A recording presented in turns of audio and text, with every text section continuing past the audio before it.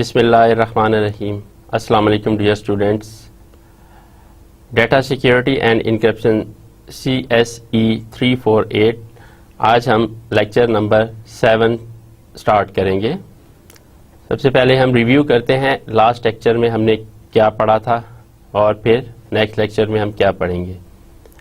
Last lecture में हमने block versus stream cyphers उसको हमने डिटेल से डिस्कस किया था कि पहले जितने भी साइफर थे जो हमने क्लासिकल टेक्निक्स में यूज़ किए उनको स्टडी किया, वो सारे स्ट्रीम बेस्ड सॉफ्टवेयर साइफर्स थे।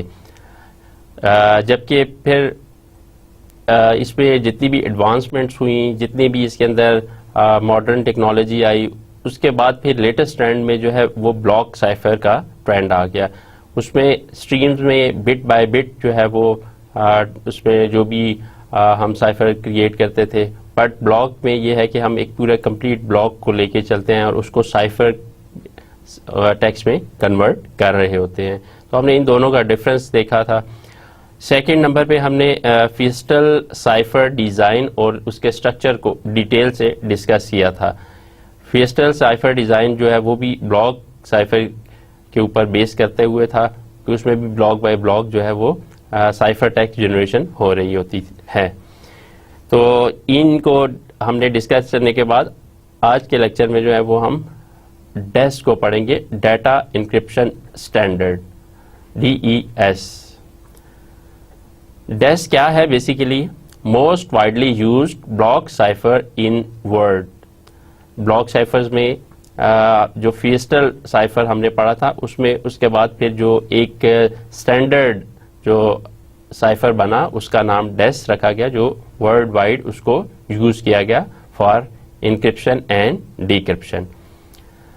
Basically DES is adopted in 1977 by national bureau of standards NBS। Now it is known as NIST। encrypt 64-bit data using 56-bit key। DES जो है वो 64 बिट पे बेसिकली काम करता है, इनक्रिप्ट करता है और उसकी जो की है वो 56 बिट की की है। हैज़ वाइड स्प्रेड यूज, इसको वर्ल्ड वाइड मुख्तलिफ पर्पज़ के लिए यूज़ किया गया, जो कि मुख्तलिफ जगहों पे इनक्रिप्शन के लिए इसको यूज़ किया गया। Has been considerable controversy over its security. Basic purpose जो डैश का था उसको डाटा की सिक्योरिटी प्रोवाइड करना था, बट ये है कि डैश के अंदर ये कंट्रोवर्सी थी कि ये कितना सिक्योर है या कितनी सिक्योरिटी प्रोवाइड कर सकता है। अब हम देखते हैं कि एक brief history of dash. Dash basically is developed by IBM Lucifer Cipher by a team led by Fiestel in late 60s। तो डैश जो है वो भी बेसिक जो हमारा साइफर का स्ट्रक्चर जो हमने लास्ट लेक्चर में भी पढ़ा था वो फिस्टल स्ट्रक्चर की बेस पे था। तो देन डैश जो बना वो भी फिस्टल बेस्ड है। Use 64 bit data blocks with 128 bit की। तो वो 128 बिट की पे काम करता था। Then redeveloped as a commercial cipher with input from NSA and other। फिर देन उस जो फिस्टल साइफर था उसको थोड़ा सा उसको रीडेवलप किया गया, थोड़ा उसके अंदर मॉडिफिकेशन करने के बाद एक नया जो साइफर है वो डेवलप किया गया। इन 1973 NBS issued request for proposal for a national cipher standard। फिर NBS ने एक रिक्वेस्ट फॉर प्रपोजल की कि एक साइफर जो है वो एक स्टैंडर्ड साइफर बनाया जाए, जिसके regarding IBM submitted their revised Lucifer with which was eventually accepted as the DES. उसको फिर IBM वालों ने एक प्रपोजल दिया for developing cipher and which was named as DES, जिसको डाटा इंक्रिप्शन स्टैंडर्ड के तौर पे यूज किया गया, जो अब भी एक स्टैंडर्ड इंक्रिप्शन स्टैंडर्ड माना जाता है। डैश की डिज़ाइन कंट्रोवर्सी, हम उस पे बात करते हैं कि क्या कंट्रोवर्सी है although dash standard is public, उसका स्टैंडर्ड है पब्लिक के लिए, but this was considerable controversy over design. तो उसके डिजाइन में कुछ प्रॉब्लम्स हैं कि इन चॉइस ऑफ 56 बिट की वर्सेस लूसीफर 128 बिट। जैसे हमने लास्ट लेक्चर में भी डिस्कस किया था कि लूसीफर जो साइफर था वो 128 बिट पे काम करता था, जबकि यहाँ पे हमारे पास 56 बिट की है। And because design criteria were classified, तो डैश में जो है डिजाइन क्राइटेरिया भी क्लासिफाइड है। तो इन रीजंस की वजह से उसमें कंट्रोवर्सी थी कि की साइज भी कम है और क्राइटेरिया भी क्लासिफाइड है। Subsequent events and public analysis show in fact design was appropriate. Design इसका जो है वो जो पब्लिक एनालिसिस किया तो उसका डिज़ाइन जो है वो अप्रोप्रिएट लगा। Use of DES has flourished specially in financial applications, वहाँ पे इसको यूज़ किया, and still standardized for legacy application use. तो जितने भी लेगेसी सिस्टम्स हैं उसके अंदर भी इसको use as a standardized application इसको यूज करते रहे। अब हम डैश इंक्रिप्शन का ओवरव्यू देखते हैं कि किस तरीके से डैश में 64 बिट प्लेन टेक्स्ट को अगर हम इंक्रिप्ट करना चाहते हैं तो किस तरीके से ये काम करेगा, इसमें किस तरीके से परमुटेशंस हैं, सब्स्टिट्यूशंस हैं, कैसे होंगी। तो डायग्राम में, इस डायग्राम को हम डिटेल से देखते हैं। आप इस डायग्राम को देख सकते हैं कि इसके ये हमारा 64 बिट प्लेन टेक्स्ट है। सबसे पहले हम यहाँ पे प्लेन टेक्स्ट के ऊपर इनिशियल परमुटेशन परफॉर्म करेंगे जिससे हमें आउटपुट 64 बिट मिलेगी। राइट साइड पे आप देख सकते हैं कि हम 64 बिट की यहाँ पे यूज करेंगे और उसके ऊपर परम्यूटेशन अप्लाई करेंगे। परम्यूटेड चॉइस 1, उससे 56 की हमारी जनरेट होगी। लेफ्ट सर्कुलर शिफ्ट, यहाँ पे हमारे पास सब्स्टिट्यूशन परफॉर्म होगी और 56 की के ऊपर फिर हम then second permuted choice apply करेंगे एंड 48 बिट की एक हमारी की 1 जनरेट होगी। देन हमारी इनिशियल परम्यूटेशन और ये सब्स्टिट्यूशन मिलके एक राउंड 1 को कंप्लीट करेंगे एंड उसके बाद हम सेकंड राउंड में चले जाएंगे। तो इस तरीके से हम इसी तरीके से सेकंड स्टेप करेंगे। सेकंड राउंड में भी हम left circular shift and then permutation choice 2 and then key 2 generate होगी और देन हमारे पास अगेन राउंड 2 कंप्लीट हो जाएगा। तो इसी तरीके से हम अप टू 16 राउंड इसके करेंगे complete. After completing 16 round then 32 bit swap perform होगा एंड फिर हमारे पास इनवर्स इनिशियल परम्यूटेशन हम करेंगे। यहाँ पे हमने इनिशियल परम्यूटेशन की थी। After substitution and permutation 16 round के बाद हम इसको हम इनिशियल परम्यूटेशन का इन्वर्स करेंगे एंड देन अगेन हम 64 बिट का साइफर टेक्स्ट गेट कर लेंगे। अब हम उसको डिटेल से देखते हैं स्टेप वाइज के ये किस तरीके से जो है वो डैश के अंदर इंक्रिप्शन होगी। The overall scheme for dash encryption is illustrated in styling figure, जो हमने लास्ट फिगर हमने प्रीवियस स्लाइड पे देखी। ये ओवरऑल स्कीम है which takes as input 64 bits of the data and of key. The left side shows the basic process for the enciphering a 64 bit data block which consists of, जो left side पे है उसको उस 64 bit का है, उसमें सबसे पहले क्या होगा, an initial permutation IP which shuffles the 64 bit input block, जो हमने यहाँ पे देखा इनिशियल परम्यूटेशन 64 बिट हमारे पास है। Then 16 round of complex key dependent round function involving substitutions and permutation. तो अभी हमने जो बात की round 1 2 up to 16 round perform होंगे और यहाँ पे हमारे पास परम्यूटेशन भी है एंड देन हमारे पास ये सब्स्टिट्यूशन भी परफॉर्म होके एंड देन अगेन परम्यूटेशन, इनके कम्बिनेशन से हमारे पास 16 राउंड कंप्लीट हो जाएंगे। A final permutation being the inverse of IP, और फाइनल हम लास्ट पे एक इन्वर्स परम्यूटेशन परफॉर्म करेंगे और उससे हमारे पास साइफर टेक्स्ट जो है वो हमें मिल जाएगा। तो डैश के अंदर हमारे 16 राउंड में 64 बिट का डाटा प्लेन टेक्स्ट है वो after permutation and substitution cipher text में कन्वर्ट हो जाएगा। The right side shows the handling of 56 bit key and consist of, तो इसमें राइट साइड है वो 56 बिट की को हैंडल करेगा। हमारे पास ये परम्यूटेशन करके हमने 56 बिट की एक की ले ली और उसको फिर हमने उसको हम लेके चलेंगे। एन इनिशियल परम्यूटेशन ऑफ की PC1 जिसे हम कहेंगे permutation 1 which selects 56 bit out of 64 input। हमारे पास यहाँ पे इनपुट 64 है बट हम आफ्टर परम्यूटेशन उसको 56 बिट में कन्वर्ट कर देंगे इनटू 28 बिट हाफ्स। तो 56 है 28 एंड 28 के दो हाफ्स में वो कन्वर्ट करके कर देगा। 16 stages to generate the 48 bit sub keys using a left circular shift and a permutation of the 28 bit halves।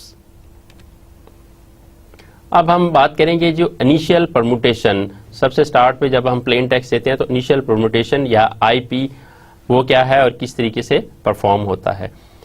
The initial permutation and its inverse are defined by table 3.2a and 3.2b। हम जिस book को follow कर रहे हैं उसकी जो figures हैं और टेबल्स हैं हम उसी को रेफर कर रहे हैं और एग्जैक्टली आप जाके बुक को देख सकते हैं। उसमें ये इस पे जो इस टेबल 3.2a एंड 3.2b पे जो है फिगर हम उसी को ही रेफर कर रहे हैं। The tables are to be interpreted as follows. अब उनको हम टेबल्स जो हैं उनको किस तरीके से रिप्रेजेंट कर सकते हैं। The input to a tuple consist of 64 bits number left to right from 1 to 64। The 64 entries in the permutation table contains a permutation of the numbers from 1 to 64. Each entry in the permutation table indicates the position of a numbered input bit in the output, which also consists of 64 bits. वो भी 64 bit पे consist कर रहा है। अच्छा, bit numbering for dash reflect IBM main practice. अब यहाँ पे जो बिट नंबरिंग टेबल्स के अंदर कंसिस्ट कर रही है, क्योंकि ये IBM वालों ने किया था और इसके ऊपर उन्होंने इसको प्रैक्टिकल परफॉर्म करके देखा, तो इसकी जो बिट नंबरिंग है उस लिहाज से है and it is opposite of what we now mostly use.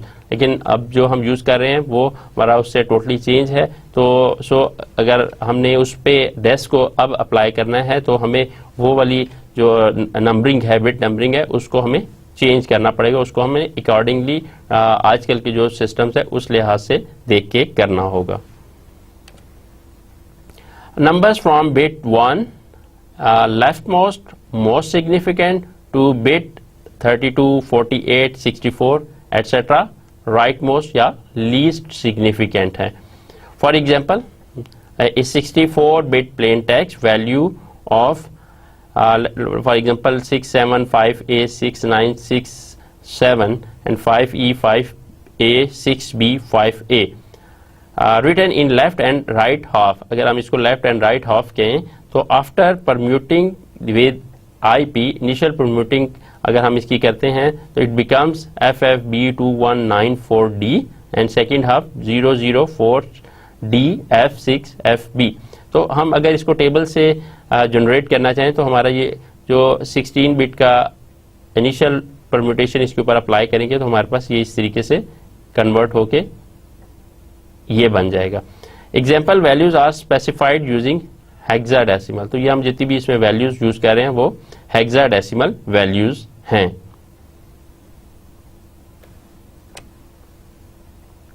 Initial permutation first step of the data computation. सबसे पहले हम इनिशियल परम्यूटेशन अप्लाई करते हैं।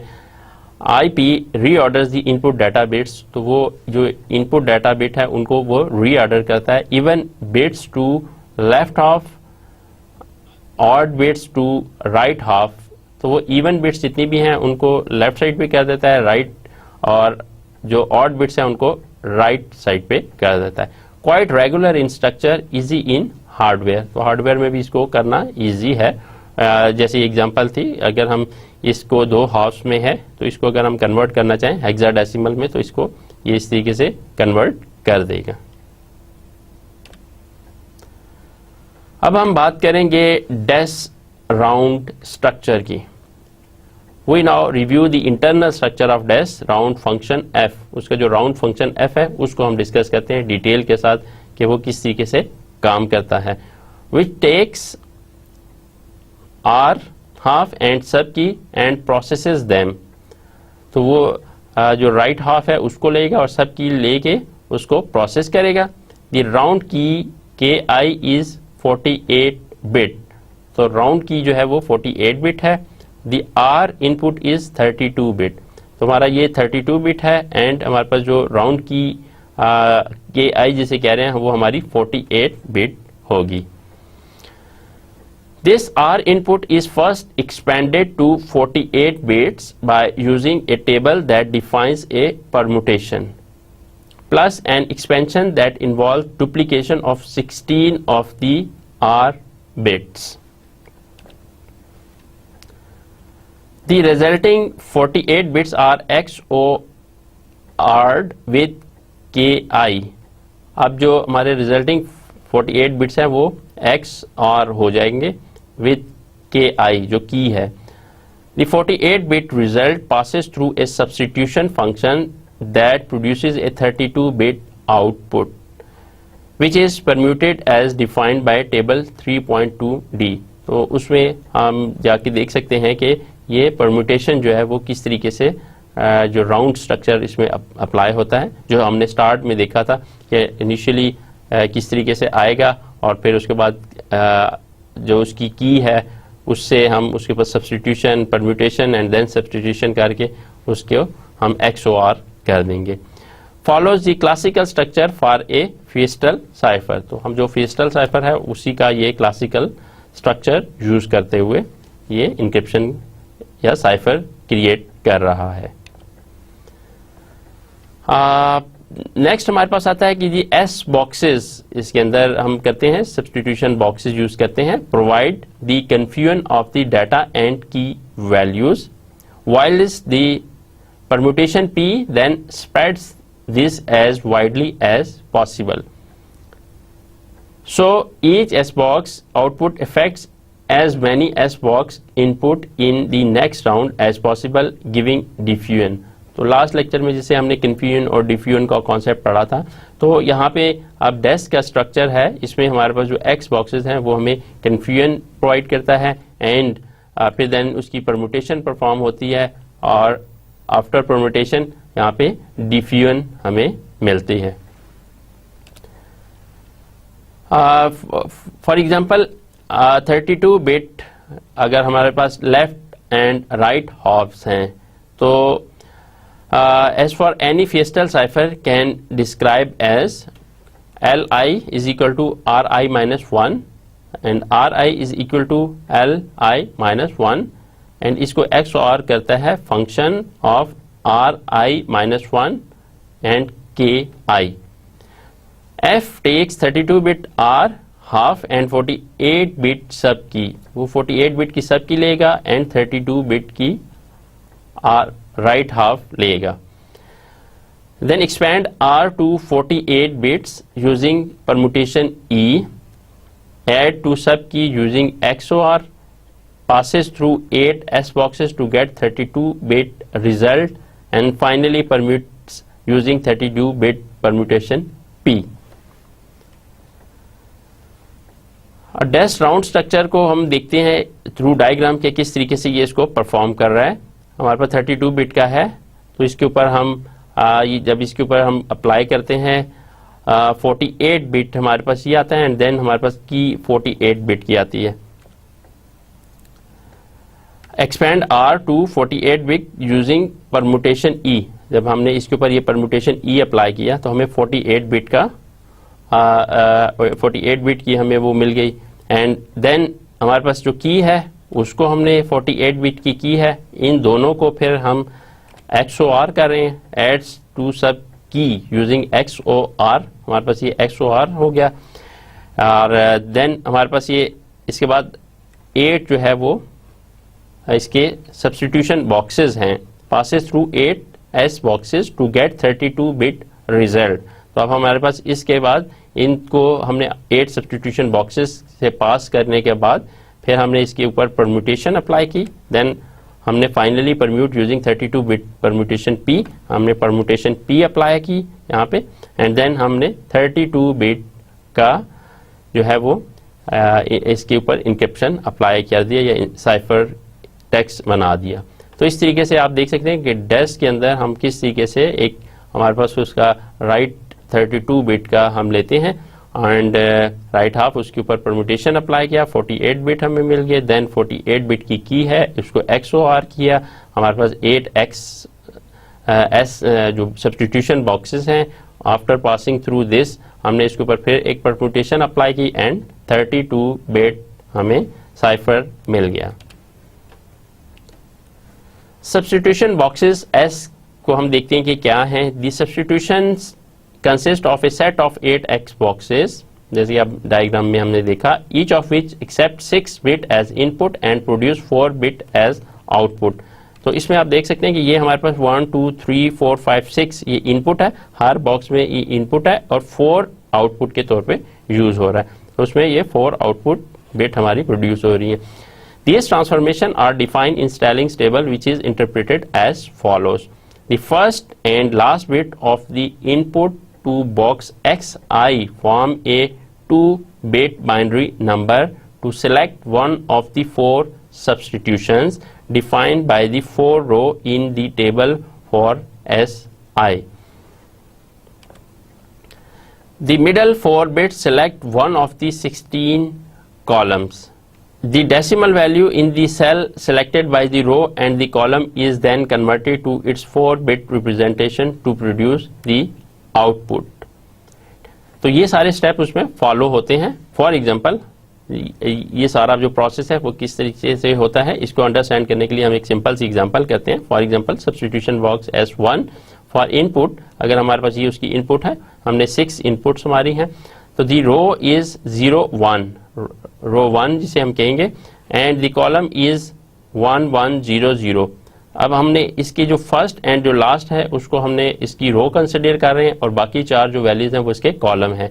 तो ये दरमियान वाले 1 1 0 0 कॉलम है जिसकी वैल्यू 12 आती है। तो the value in row 1 and column 12 is 9, इसकी वैल्यू टेबल में हम देख सकते हैं 9 है। तो द आउटपुट इज 1 0 0 1, अगर उसको बाइनरी में कन्वर्ट करते हैं तो वो हमें ये वैल्यू मिलेगी। तो ये बुक के अंदर हमारे पास ये इसकी डेस्क ये जो S बॉक्सेस हैं उसकी डेफिनेशंस एग्जिस्ट करती हैं, S1 S2 S3 and S4।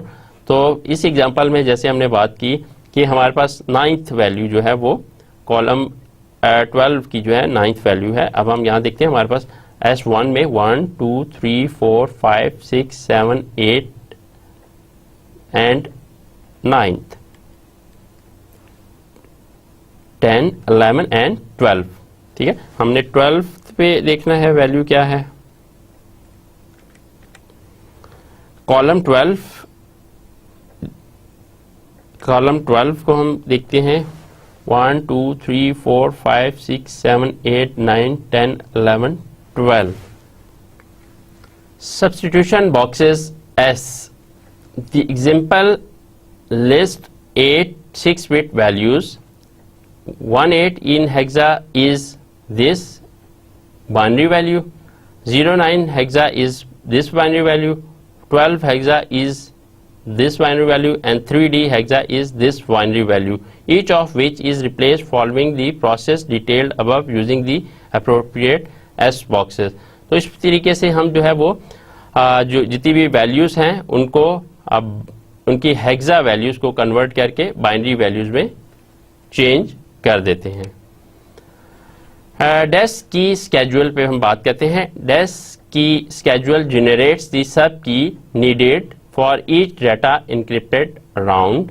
64-bit key is used as input to the algorithm, though every 8 bit is ignored as indicated by the lack of shading in table 3.4a. तो इसको हमने ignore किया हुआ है, जिसको हमने शेड किया हुआ है, और बाकी सारों को हम कंसिडर करते हैं, ये एज ए डैश के अंदर इनके इनपुट की के तौर पे यूज होते हैं. Second, it is the first process by permuted choice 1. हमारे पास परम्यूटेड चॉइस जो हमने बात की कि हमारे पास PC1 जो है परम्यूटेड चॉइस 1, उसमें हमारे पास ये वैल्यू है. The resulting 56 bit key is then treated as 28 bit quantities C and D. Then in each round these are separately processed through a circular left shift rotation of 1 or 2 bits as shown in Stalling table 3.4t. तो इसमें हमारे पास ये round number है 1 2 3 4 5 6 7 8 9 10 up to 16 है, और bits को हम rotate कर रहे हैं 1 1 2 2 इस तरीके से जो हमारी रोटेटेड बिट्स हैं. This shift value serves as input to the next round of the key schedule. They also serve as input to permuted choice 2. हमारे पास permuted choice 1 भी है and 2 भी है, तो उसकी जो इसमें वैल्यूज जो हैं वो permuted choice 2 की ये वैल्यूज यूज हो रही हैं जो बुक में अवेलेबल हैं, तो which produce a 48 bit output that serves as input to the round function f.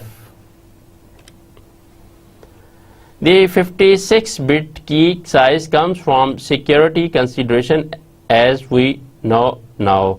It was big enough so that an exhaustive key search was about as hard as the best direct attack. अब यह है कि 56 की size जो है, bit की size, ये बहुत एक बड़ा साइज है, जिसको अगर करना हो, इसकी सर्च करनी हो, एग्जॉस्टिव सर्च करनी हो, तो वो एक tedious टास्क होगा. A form of differential cryptanalysis called a T-attack, known by IBM and NSA researcher, but no bigger. The extra 8 bit were then used as parity error detection bits, which makes sense given the original design used for hardware communication links. तो उसके अंदर जो extra 8 bits हैं उसको फिर like parity beat के तौर पे या उसके अंदर जो एक्सेप्शंस हैं उनको हैंडल करने के लिए यूज हो सकती हैं. However we hit an incompatibility with some simple software implementation since the top bit in each byte is 0 since ASCII only use 7 bits. तो उसमें हमारे पास 7 बिट्स ही यूज होती हैं, तो हम उसमें एक बिट को इग्नोर करेंगे. बट द डेस्क की schedule throws away the bottom bit. तो अगर हम डेस्क के अंदर देखें तो वो एक जो बॉटम बिट है उसको थ्रो कर देता है.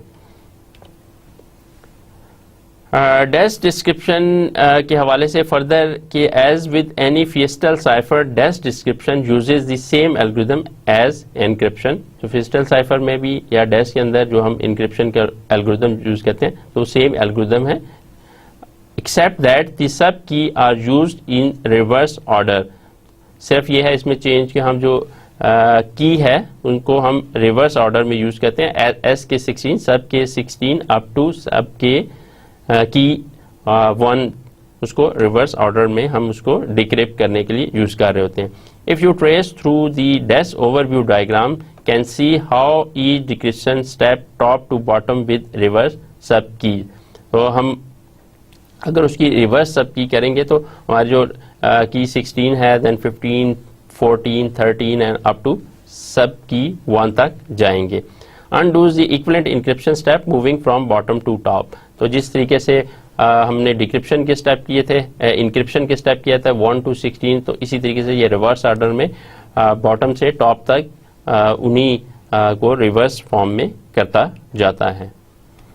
Decrypt must unwind steps of the data communication with Feistel design, do encryption step again using sub key in reverse order.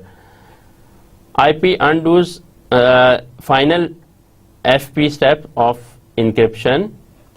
First round with SK16 undoes 16 encryption round. तो सबसे पहले हम IP करते हैं, इनिशियल परम्यूटेशन करते हैं, then first round with 16, अब हम रिवर्स जो प्रोसेस करेंगे डिक्रिप्शन का, तो 16 सब की से स्टार्ट करेंगे और सबसे पहले 16 जो है वो इनक्रिप्ट राउंड परफॉर्म होगा, फिर इसी तरह 15 होगा, फिर 13, 14, 13 और इसी से हमारा 1 तक हम पहुंच जाएंगे। 16th round with SK1 undoes first encryption round, तो हमारा जो लास्ट फिर डिक्रिप्शन प्रोसेस में होगा 16 राउंड होगा। देन फाइनल हमारा FP undoes initial encryption IP initial permutation जो है वो उसको इनक्रिप्ट करेगा, thus recovering original data values. और लास्ट पे हम फिर जो हमारी ओरिजिनल वैल्यूज है प्लेन टेक्स्ट है हम उसको रिकवर कर लेंगे। इसको हम इसका जो है डेस्क का स्केड्यूल और जो सबसे पहले हमने डायग्राम देखी थी उसको हम दोबारा एक नज़र देख लेते हैं कि किस तरीके से ये सारे स्टेप्स परफॉर्म हो रहे होते हैं। तो हमारे पास ये इनिशियल परम्यूटेशन राउंड 1, राउंड 2 और 16 राउंड परफॉर्म हो रहे हैं, लेकिन जब हम इसका ये इंक्रिप्शन का प्रोसेस जब रिवर्स करेंगे तो देन हमारे पास 16th राउंड पहले हम इसको करेंगे और हमारी ये परम्यूटेशन वगैरह होंगी, देन सेकेंड राउंड 16 से second round and up to first round हम इसको करके एंड लास्ट पे हम इनिशियल परम्यूटेशन परफॉर्म करके रिवर्स ऑर्डर में हमारे पास प्लेन टेक्स्ट हम उसको गेट कर लेंगे। डेस्क की स्केड्यूल के बाद हम डेस्क की डिक्रिप्शन एंड अब हम उसकी कोई एग्जांपल देखते हैं। डाटा इंक्रिप्शन स्टैंडर्ड, इसकी हम एक एग्जांपल देखते हैं कि ये बेसिकली किस तरह परफॉर्म हो रहा होता है, एक through round key left and right halves के थ्रू। अब हम देखते हैं इसमें कि can now work through an example and consider some of its implications. In this example, the plain text is a hexadecimal palindrome with plain text. हम एक example लेते हैं, हमारे पास इसमें plain text 0, 2, 4, 6, 8, यहाँ पे हमारे पास इसमें plain text हम इसको ले रहे हैं। नेक्स्ट स्टेप में हम की ले रहे हैं 0F1571C और ये हमारी की आ गई एंड साइफर टेक्स्ट इसमें DA02CE। Table 3.5 shows that the progression of the algorithm. The first row shows the 32-bit value of the left and right half of the data after the initial permutation. अब इसमें हमारे पास जो round है 16 round perform हो रहे हैं, हमारे पास जो की है वो KI ये उसको रिप्रेजेंट कर रहा है, ये LI एंड RI ये उसके डिस्ट्रीब्यूशन करके बता रहा है। अब हम इसमें देखते हैं कि ये किस तरीके से नेक्स्ट चलता है। The next 16 row show the result after each round. The value of 48 bit subkey generated for each round. अब 48 बिट की एक जनरेट होगी। The final row show the left and right hand values after the inverse initial permutation. The two values combined form the cipher text. तो हमारे पास ये 16 round में ये values जो है की और लेफ्ट और राइट ये मिलके इसमें ये हमारे पास साइफर टेक्स्ट बना लेता है और इसके ऊपर फिर जब हम इनवर्स अप्लाई करेंगे तो देन हम अगेन हमारे पास उसका जो एक्चुअल टेक्स्ट है वो हमें मिल जाएगा। अवालांच इन डेस। अब एक और हम कॉन्सेप्ट देखते हैं। हमारा पास एक डेस्क के अंदर कोई भी किसी किस्म के डाटा के अंदर अगर कोई बिट्स में चेंजेस आ जाती हैं तो उसको हम किस तरीके से देख सकते हैं। तो a desirable property of any encryption algorithm is that a small change in either the plain text or the key should produce a significant change in the cipher text. अब यह है कि अगर हमारे किसी भी एल्गोरिदम के अंदर हम कोई भी स्मॉल चेंज आती है तो उससे डेफिनेटली प्लेन टेक्स्ट में या की में कहीं भी हमारे पास कोई चेंज आता है तो इसका मतलब यह है कि उसका इफेक्ट किसी ना किसी जगह पे होगा। इन particular A change in 1 bit of the plain text और 1 bit ऑफ द की should produce a change in many bits of the cipher text. अगर अब की में कोई चेंज आता है या किसी प्लेन टेक्स्ट में आता है तो उसका जब डिफरेंट राउंड्स परफॉर्म होंगे, जैसे 16 राउंड्स हैं, तो उसमें उसका इफेक्ट आ सकता है. This is refer to as a avalanche effect. Using the example from table 3.5, table 3.6 shows the result when the fourth position of the plain text is changed. For example, हमारे पास plain text जो है वो 1, 2, 4, 6, 8 up to 4 to 0 है, ये हमारा plain text है. तो the second column of the table shows the intermediate 64-bit value at the end of which each round of the two plain text. तो 1, 2, 4, 6 ये हमारा प्लेन टेक्स्ट है. हम इसमें देख सकते हैं कि हमारा 1, 2, 4, 6 एंड अप टू 4, 0 ये हमारे पास प्लेन टेक्स्ट है. The table shows, second column की हमने बात की. The third column shows the number of bit that differ between the two intermediate values. Third column में ये है. सेकेंड कॉलम में हमारे पास table show intermediate 64 bit values हैं. The table show that after just 3 rounds, 18 bit differ between the two blocks. तो just हम third round में देखते हैं. हमारे पास यहाँ पे देखें ये थोड़ा सा एक चेंज आया. फॉर एग्जांपल यहाँ पे देखें 1, 2, 4 ये हमारा प्लेन टेक्स्ट था, ठीक है. यहाँ पे हमारे पास ये 0 to 4 ये बिट एक बिट चेंज हो रही है. तो अब फर्स्ट राउंड में हमने किया तो ये 3CF 0C यहाँ तक ये सब सेम आ रहा है और इसमें कोई ऐसा यहाँ पे कोई चेंज नहीं आपको लगेगा. लेकिन जब आप सेकेंड राउंड में आएंगे फिर यहाँ पे आपको थोड़ा सा चेंज लगेगा. यहाँ पे 7, 2, 3 है एंड 7, 8, 3 है, ठीक है. एंड देन जब थर्ड राउंड में आते हैं तो देन यहाँ पे आपको एक वाज़ेह चेंज नजर आता है कि 99E9B है, जबकि ये 39E9B 7A 3 है, 7, 2, 3 है एंड इस तरीके से. और देन आगे जितने भी राउंड्स हैं उनमें आप देखें ये बिल्कुल उसको चेंज कर देता है.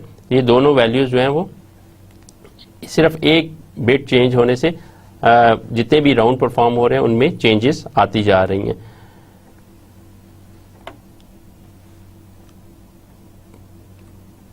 On completion the two cipher differs in 32 bit position. तो जब ये हम इसको 16 राउंड कंप्लीट करते हैं तो ये हमारे पास टोटली चेंज उसमें आ जाता है.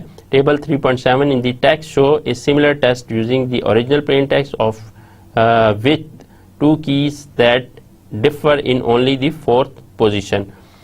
Again the result show that about half of the bits in the cipher text differ and that the avalanche effect is pronounced after just a few round. तो इस तरीके से यह है कि कहीं पे भी चेंज आता है, किसी भी बिट में कोई चेंज आता है तो फर्स्ट, सेकंड या थर्ड राउंड कहीं पे भी आता है तो ये फिर इसको प्रोनाउंस कर देता है कि अवलांची इफेक्ट है, मीन्स कि किसी बिट में चेंज है और इस वजह से ये वो अप्रोप्रिएट साइफर टेक्स्ट में उसको कन्वर्ट नहीं करेगा, उसमें डिजायर्ड आउटपुट हमें नहीं मिलेगी. ए desirable property of any encryption algorithm is that a small change in either the plain text or the key should produce a significant change in the cipher text. तो उसमें यह है कि अगर हमारे पास स्मॉल चेंज आता है किसी भी प्लेन टेक्स्ट में आता है या की में आता है तो उसमें सिर्फ जो हम उसको साइफर टेक्स्ट बनाएंगे तो उसमें एक बहुत बड़ा चेंज नजर आएगा. इन particular A change in 1 bit of the plain text or 1 bit of the key should produce a change in many bits of the cipher text. Means अगर हम स्पेशली देखें कि अगर हम किसी एक बिट में कोई चेंज करें या की या जो हमारा प्लेन टेक्स्ट है तो उसमें किसी जगह एक भी अगर बिट में चेंज हुआ तो जब उसके ऊपर हम डैश का पूरा प्रोसेस अप्लाई करेंगे, पूरा राउंड्स अप्लाई करेंगे तो देन ये इसमें साइफर टेक्स्ट जो है वो टोटली चेंज होगा. If the change were small, तो अगर change small है, this might provide a way to reduce the size of plain text or key space to be searched. तो if change अगर हमारे उसमें small है, this might provide a way to reduce the size of the plain text. तो हम या तो plain text का size reduce करें और key space to be searched. Dash exhibit a strong avalanche effect as may be seen in Stalling table 3.5। हम इसमें देख सकते हैं कि हमारे पास किस तरीके से अगर हम उसमें स्मॉल सा चेंज करते हैं तो उससे कितना अफेक्ट होता है। कि desirable property of encryption algorithms, अगर हम ये देखें कि हमारे पास एवलांची अफेक्ट क्या है, कि डिजायरेबल प्रॉपर्टी है। अगर हम उसमें हमें देखना पड़ेगा कि अगर हमारे की में या उसमें किसी किस्म का कोई स्मॉल चेंज या वो मॉडिफिकेशन किसी किस्म की ना हो, क्योंकि अगर उसमें एक बिट में भी कहीं चेंज आता है तो देन उसका इफेक्ट उसकी साइफर टेक्स्ट पे पड़ेगा, जो उसके डेफिनेटली जब हम उसको इन साइफर करेंगे उसके मीनिंग को चेंज कर देगा। Where a change of one input or key bit results in changing approx half output bits। अब जैसे हमने एग्जांपल में भी देखा कि हमने फर्स्ट राउंड में जस्ट सिर्फ एक बिट को चेंज किया, but with the passage of time third round में उसमें एक चेंज नज़र आया, एक क्लियर चेंज नज़र आया। एंड फिर जब हम लास्ट स्टेज पे 16 राउंड पे देखा तो वहाँ पे टोटली उसका चेंज हमें रिजल्ट मिला, आउटपुट टोटली चेंज थी। जो इनपुट थी एट द एंड उसको जब साइफर में कन्वर्ट किया तो वो कुछ और था, और डेफिनेटली जब हम उसको इन साइफर करेंगे तो वो रिजल्ट हमें कुछ और मिलेगा। तो इसमें यह है कि अगर हम हमारे पास एक इनपुट कोई भी चेंज आता है तो इनपुट में या की बिट में स्मॉल चेंज भी है तो वो आउटपुट बिट के हाफ में चेंजेस कर देगा, तो आउटपुट हमारी ज़्यादा उस पर इफेक्ट होगी। इनपुट में सिर्फ एक बिट चेंज हो रही है, बट उसके जो कैलकुलेशन मैनिपुलेशंस के बाद जो हमारे पास आउटपुट में आएगी वो सिर्फ मैक्सिमम उसमें चेंजेस नज़र आ सकती हैं, उसका इफेक्ट काफ़ी ज़्यादा हो सकता है। Making attempts to home in by guessing key impossible. DES exhibits strong एवलांची।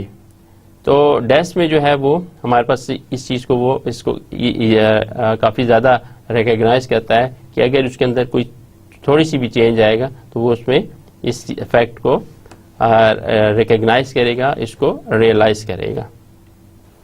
Strengths of डेस। अब हम डिस्कस करते हैं कि जी हमारे पास स्ट्रेंथ क्या है डाटा इंक्रिप्शन स्टैंडर्ड। उसमें मुख्तलिफ पॉइंट ऑफ व्यू से देखते हैं कि ये हमारे पास कितना इसमें पावर है, कितना ये सक्सेसफुल है। तो की साइज़ के लिहाज से हम सबसे पहले बात करेंगे कि अगर हम की साइज़ कितना रखेंगे तो हमें कितना बेहतर डेस के रिजल्ट्स मिलेंगे। Since its adoption as a federal standard there have been lingering concern about the level of security provided by DES in two areas।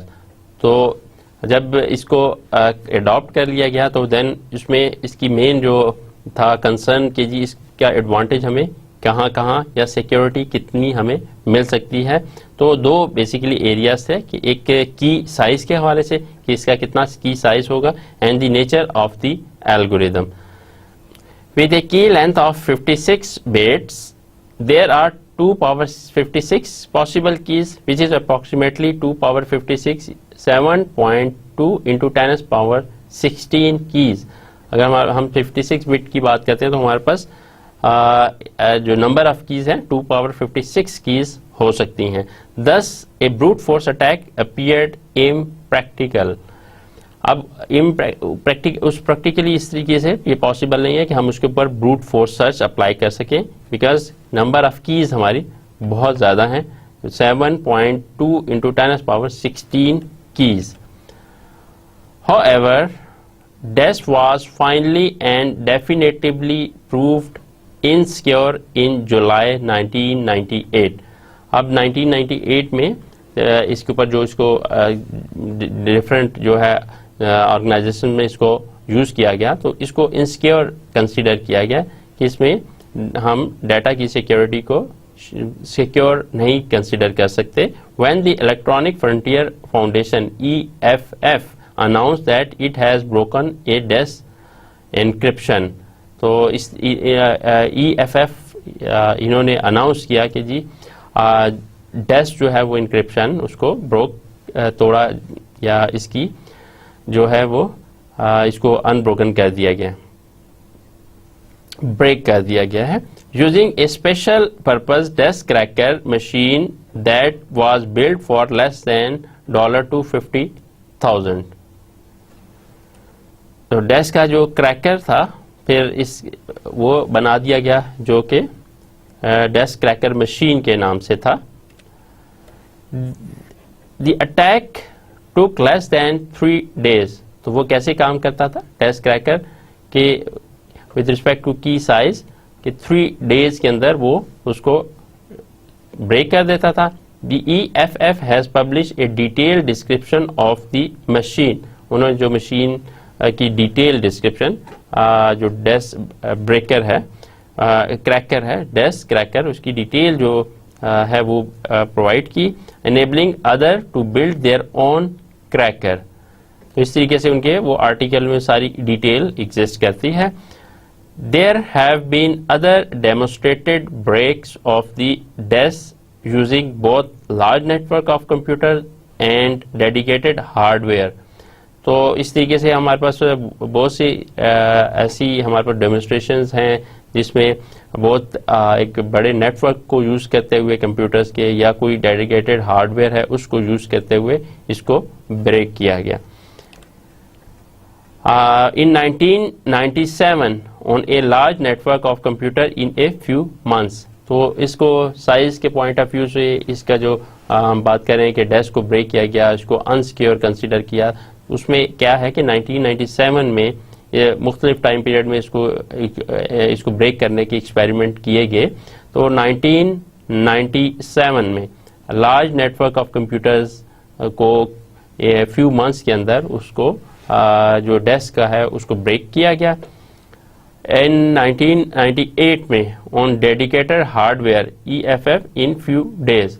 अब जब फ्यू मंथ्स में उसको किया गया फिर दोबारा इसके ऊपर एफर्ट हुई, काम किया गया कि इसको फर्दर लेस टाइम में कैसे ब्रेक किया जा सकता है। तो 1998 में उन्होंने कोई एक डेडिकेटेड हार्डवेयर बनाया और फ्यू डेज में इसको ब्रेक करने का टारगेट अचीव कर लिया।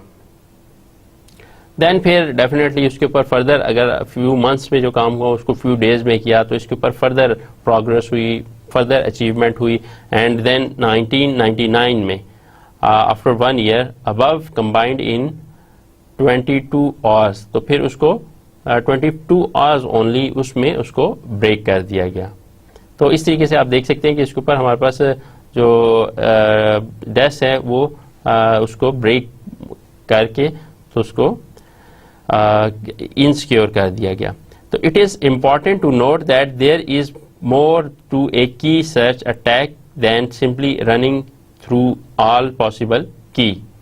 तो इस तरीके से हम जो है वो देख सकते हैं कि डेस्क की जो है की साइज के लिहाज से क्या स्ट्रेंथ है।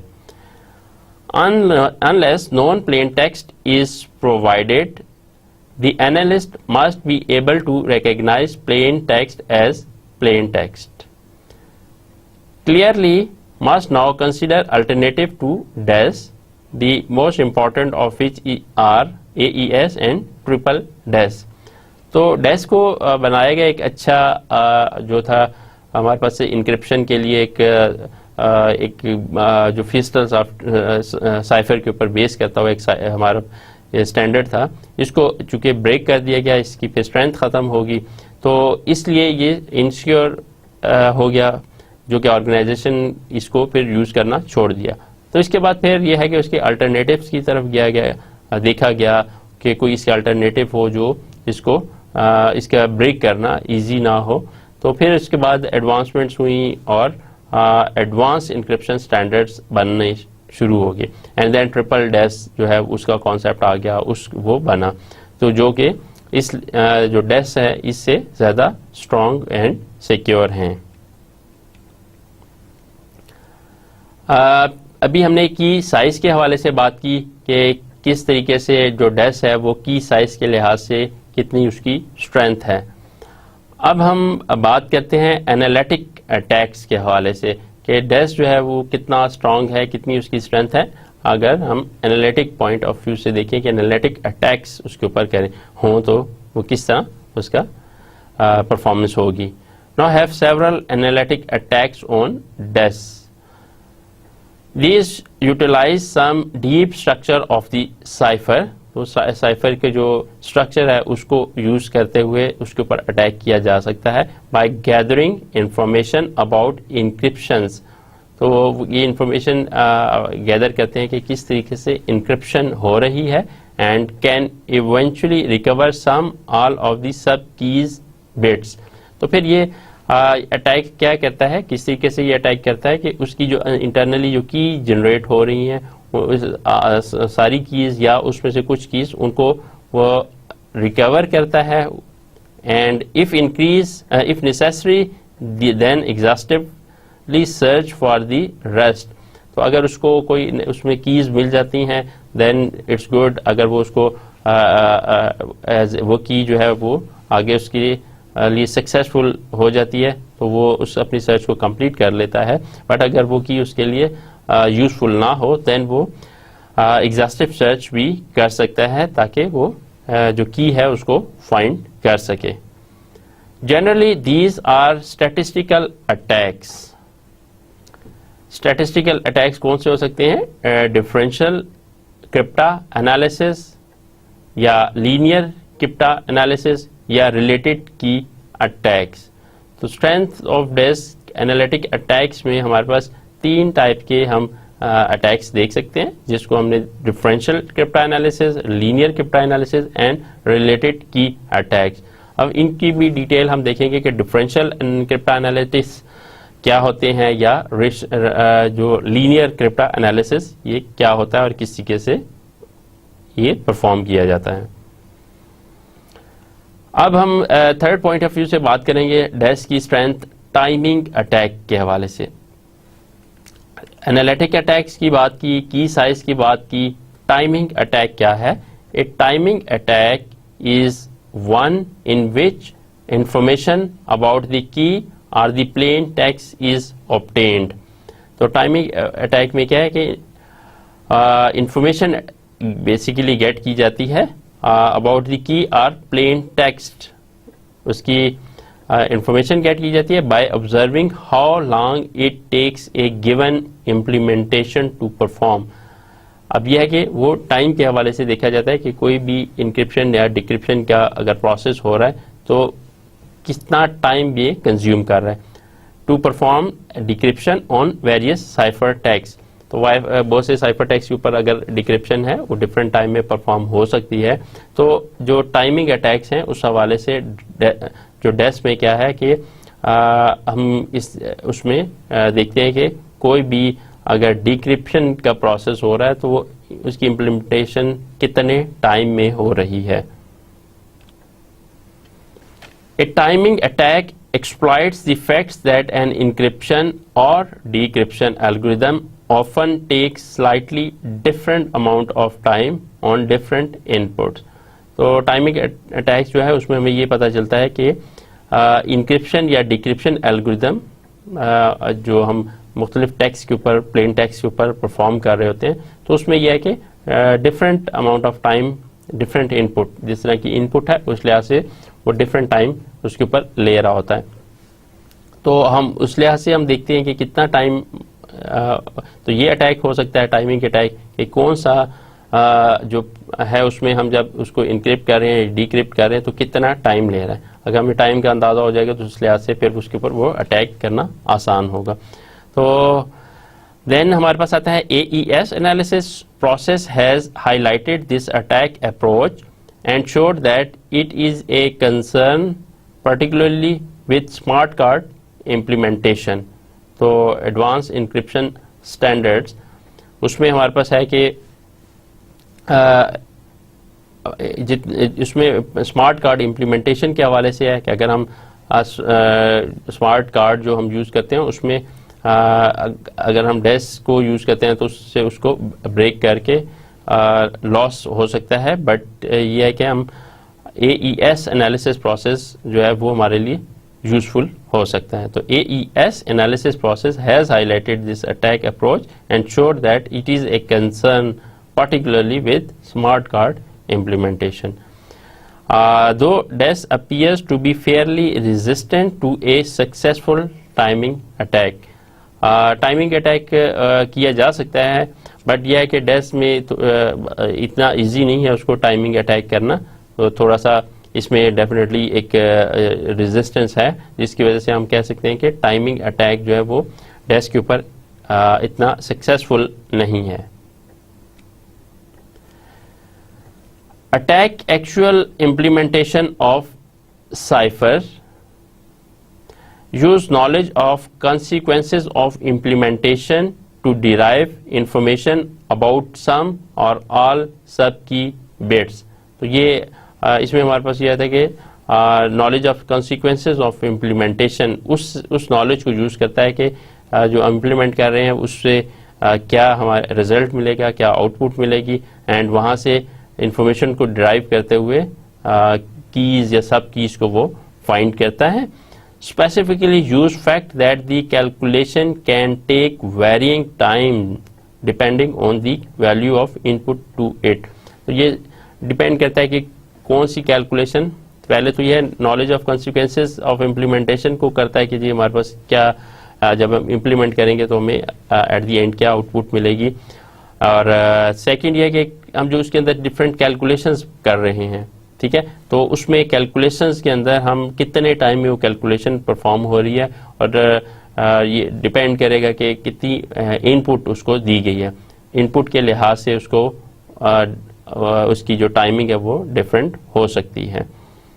Particularly problematic on smart card. Smart card में ये चीज़ प्रॉब्लम कर सकती है, अगर हम उसको DES को यूज़ करते हैं तो देन हमें स्मार्ट कार्ड में इसको कोई हमें लॉस हो सकता है.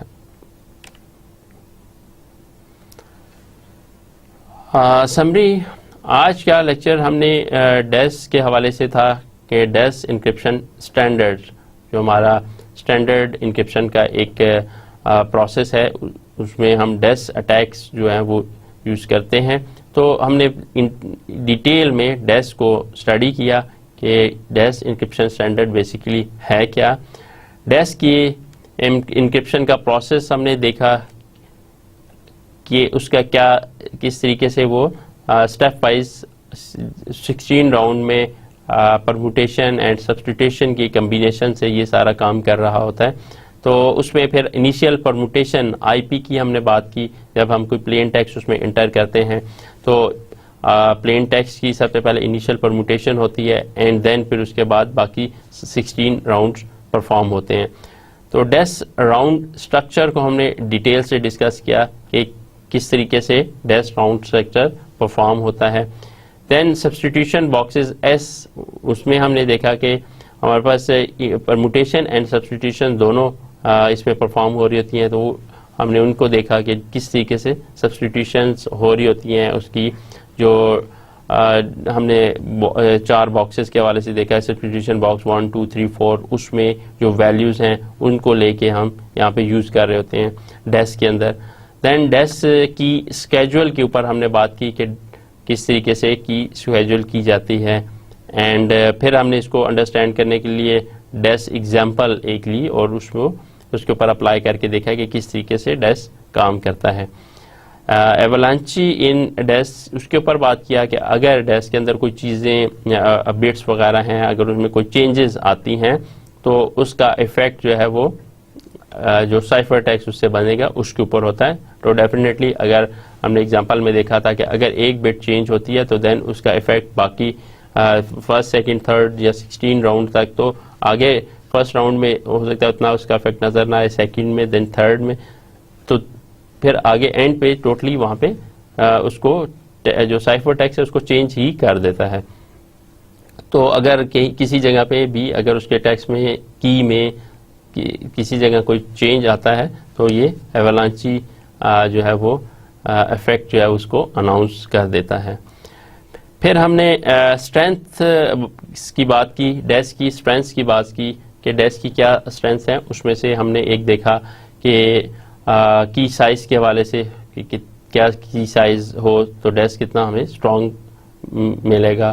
देन सेकंड हमने उसकी टाइमिंग के हवाले से बात की कि DES की टाइमिंग अटैक्स के हवाले से बात की. तो इस तरीके से हमने आज के लेक्चर में जो है वो डैश को डिटेल से स्टडी किया।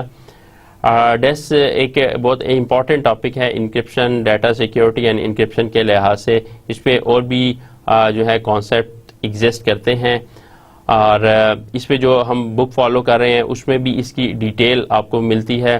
जो उसमें टेबल्स हैं उन एग्जाम्पल को आप देख के बाकी जो चीज़ें हैं उनको क्लियरली अंडरस्टैंड कर सकते हैं। तो डैश को हम फर्दर भी अगले लेक्चर में भी फर्दर इसके कॉन्सेप्ट को अंडरस्टैंड करेंगे। आज के लेक्चर में इतना ही, नेक्स्ट लेक्चर में हाजिर होंगे, तब तक के लिए अल्लाह हाफिज़।